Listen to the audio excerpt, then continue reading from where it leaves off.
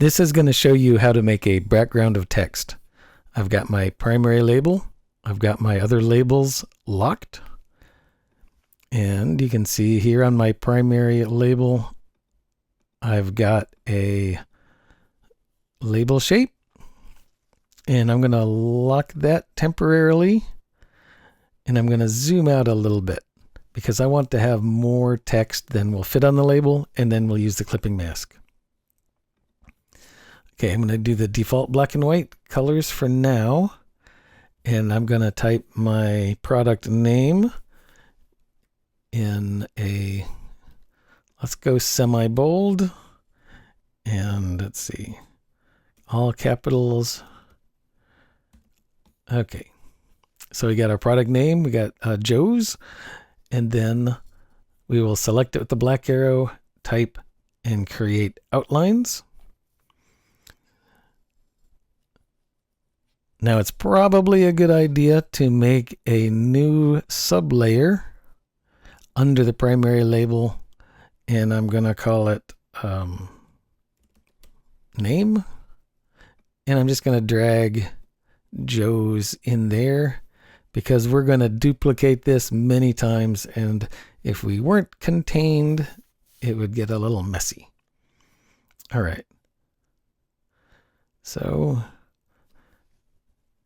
what I'm going to do is, so we got created outlines. I'm going to select it with the black arrow, and I'm going to hold down the Alt key. And you see when you hold the Alt key, you get another little cursor shape, and I'm going to drag over. I'm going to leave it a little bit of space. And just so you can see what's happening, I'm going to be a little bit off. Okay.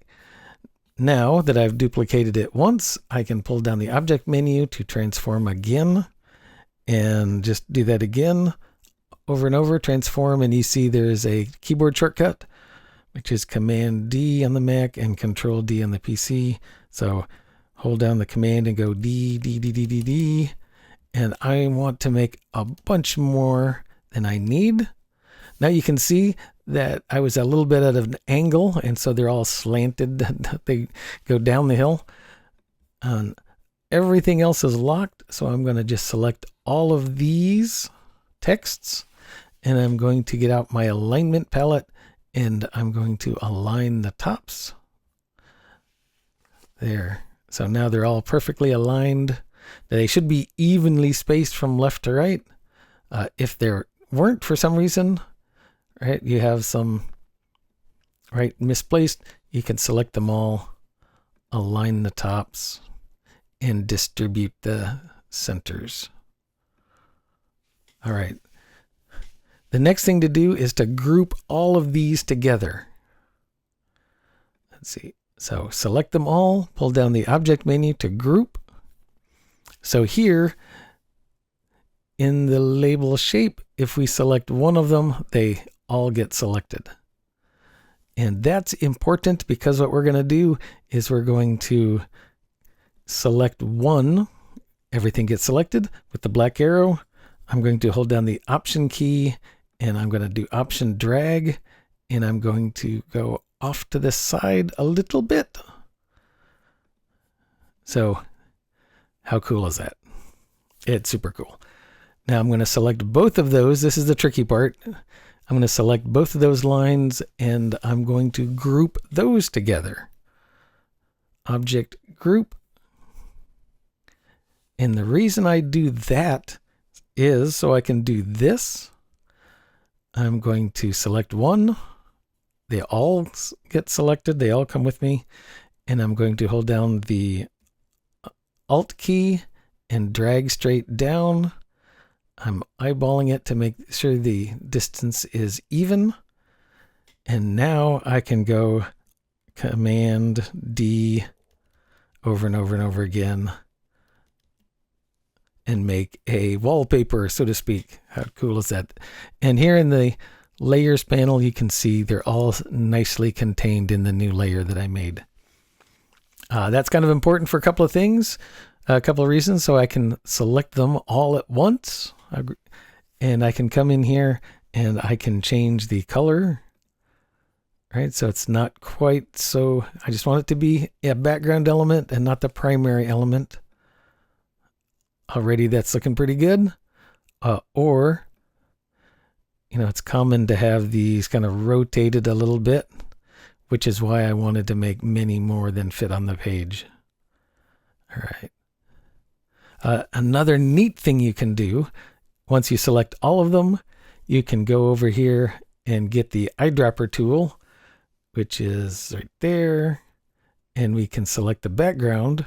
Now that makes the text the same color as the label shape, but that's just a starting spot. If I double click the fill, right, I can get a color that's similar, but just different enough that it shows up, but is not completely distracting.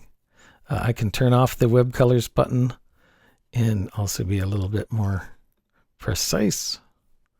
Click OK. Click off of it and zoom out. Sweet. All right. Now, once you're completely happy with the arrangement, right, it is unprofessional to have all of these, the text go outside of the label shape. So what I'm going to do is unlock the label shape, and I'm going to duplicate it by dragging it to the new, right, the plus button there, and the new layer button, so that it stays in the exact same spot. And I'm going to drag the duplicated one up here inside the name layer. So it's right on top. It's sitting right on top of all of those text lines. I can select the label shape with all of the text lines. We don't want to select the main label, so I can go ahead and lock that to double check. And I can pull down the object menu to clipping mask make.